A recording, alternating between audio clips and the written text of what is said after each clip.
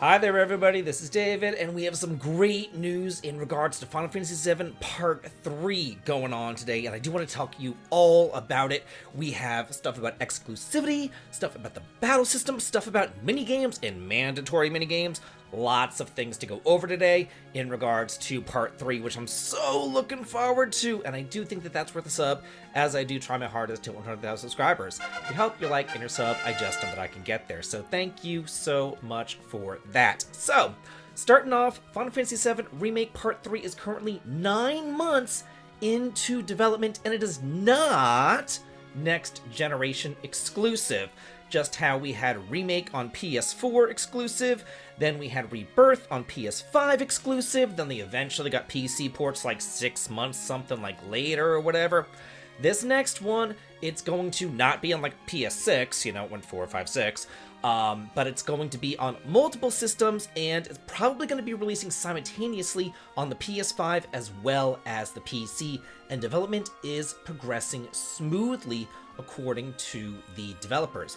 It says right here, regarding the third game, they started working on it immediately after finishing Part 2 Rebirth. So it's already been in development for about 9 months. And their goal for 2024 was to solidify the gameplay experience that they were aiming for with the third entry of the Remake project. And we put together a great build that aligns with the team's overall direction and vision. So they said that starting in 2025, now that they have the story out of the way, they're entering the phase of building and refining the game based upon their plans, and that development is progressing smoothly and at a good pace. Then whenever they talked about the console exclusivity and everything, they have a couple of interesting quotes. It says, "We're no longer in an era where limiting the hardware of which you can play offers only substantial benefits. In fact, we've been seeing more and more cases where Sony's titles are being released on PC in addition to the PS5. I personally believe it to be inevitable that console and PC versions will be released at the same time or extremely close to each other going forward." Then they said Square Enix plans to release titles across a wide range of platforms so that more people can enjoy them. While I can't make any promises at this point, we want our games to be played by as many people as possible, and we will do our best. Then there was an interview right here, and this is unbelievable. So this is a tweet right here from Shinra Archaeology Department, and it says, "Hamaguchi feels like Final Fantasy VII Rebirth has been able to present this new way of playing the game that can serve as branding for Final Fantasy going forward. And so he's really determined to not let all the skills and experience that they've accumulated end here, but to carry them forward." So what he's trying to say here is like, hey, we're not going to do something weird like we've been doing like back in Final Fantasy 16, where it was, you know, not really a Final Fantasy game. It was more like a Devil May Cry sort of game or whatever, more of an action-y RPG, single-player action or whatever. They're saying, hey, you know, what we've done here with Rebirth worked really well. We're going to use this as a template to move forward. We're going to use it to move forward insofar as combat, kind of mixing action and turn-based combat, having this massive open world or open regions that you can go through and explore, beautiful, beautiful worlds, having beautiful towns that you can explore, massive, great dungeons to explore, and a bunch of mini games that you can fall into and play. And then they have a source. And I want to go through this source and I want to read some parts of this interview. And something that I thought was kind of funny, it says right here, "In an overseas interview, you were asked, what do you think about the negative criticism that there are too many mini games?" Yeah, basically the Western audiences were saying it was too difficult because there was too many mini games, and I was one of those people. Because the problem wasn't too many mini games for me, the problem was with the mini games were mandatory. That was my issue. You can put in 1,000,000 mini games. I don't care, because I don't have to play them. But whenever you force me to play 1,000,000 mini games, that's whenever I have a problem. So their response says, "That's why we included a variety of mini games this time, because we wanted to give users the fresh feeling of having new mini games when they go to a new area. So even though some people say there were too many, we said that's exactly what we were aiming for.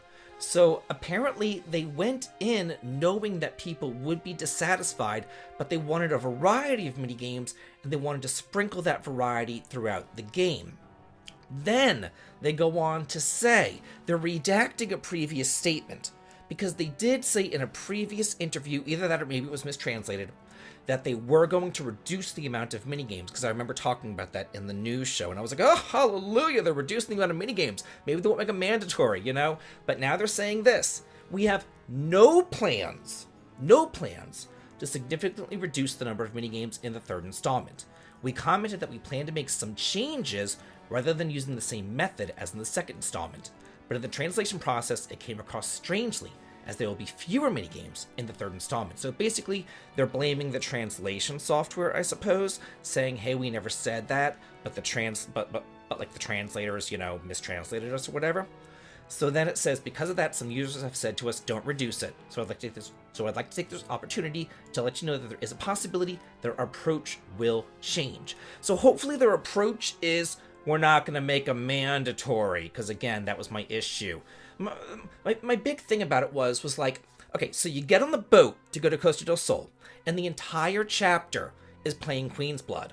Then you get into Costa del Sol, and the entire chapter is mandatory minigames to get the swimsuits. Then the very next chapter that you go to Golden Saucer. And you know what you do at Golden Saucer? Minigames! And it was just like, oh my god! That there was my issue. Okay, so then they go on and they say, the release of the third installment seems like it will still be several years later, probably in 2027. So there will be a gap until then. Are there any new developments planned for Final Fantasy VII during the time before that trilogy is released and completed? He says, that's right. I can't answer that question in detail at this point, but Katase has also stated that he wants to increase the opportunities for more users to experience the Final Fantasy VII franchise. That will be the case this year, and we're thinking about getting new fan bases to know about Final Fantasy VII from next year onwards. We'll be taking some kind of action, so please look forward to it. So, it looks like they're going to be releasing maybe another Final Fantasy VII game. Maybe something like Before Crisis, maybe Dirge of Cerberus, maybe something. Maybe like a real remake of Final Fantasy VII, you know, in one game. Maybe just kind of like updone, you know, like HD 2D or something. We don't know what's going on, but it looks like they are going to be releasing yet another entry in the Final Fantasy VII franchise. You know, they already did Crisis Core, so I'm just like, what could they possibly do? And Dirge of Cerberus immediately comes to mind as the game that they haven't done. So I have to wonder, what is this mystery Final Fantasy VII game that they're going to be putting out in the meantime between now and the release of the third part? I don't know, but it's super, super exciting to me. So now I want to hear from y'all. What do you feel about this news? Let me know in the comments, and as always, have a good day.